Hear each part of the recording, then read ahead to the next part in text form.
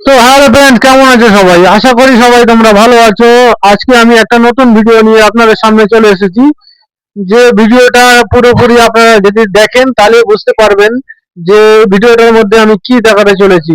যদি আপনার বাড়িতে কোনো বাচ্চা যদি আপনাকে জিজ্ঞাসা করে থাকে যে এই জিনিসটা কিভাবে তৈরি হয়, তাহলে কিন্তু আপনারা এই ভিডিওটা না দেখলে বলতে পারবেন না যে এই জিনিসটা এইভাবে তৈরি হয়। এই ভিডিওটা না দেখেন তাহলে ভুল করবেন।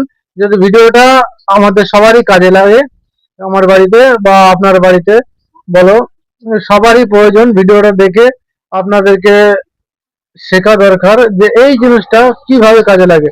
তো চলুন ভিডিওটি দেখা যাক, ভিডিওটার মধ্যে কি আমি দেখাতে চলেছি।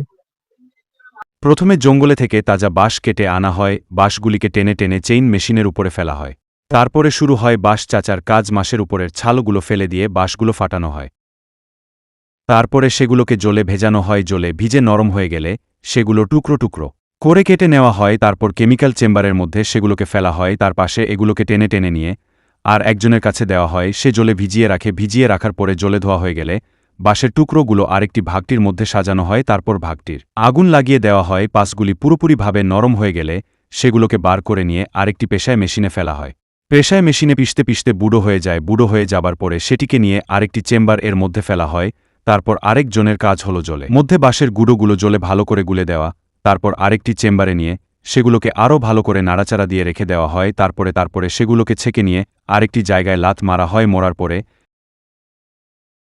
সেগুলো হাইড্রোলিক প্রেসার চাপ দিয়ে জল বার করে দেওয়া হলো। তারপরে জলগুলো পুরুষ ঝরে গেলে একটা একটা করে ছাড়িয়ে দেয়ালের গায়ে লাগানো হয়। পুরোপুরিভাবে শুকিয়ে গেলে এটি উপযুক্ত কাগজে পরিণত হয়, যা আমাদের ড্রয়িং বা লেখার জন্য কাজে আসে। এমন ভিডিও আরও দেখতে চাইলে শেয়ার আর ফলো করতে ভুলবেন না।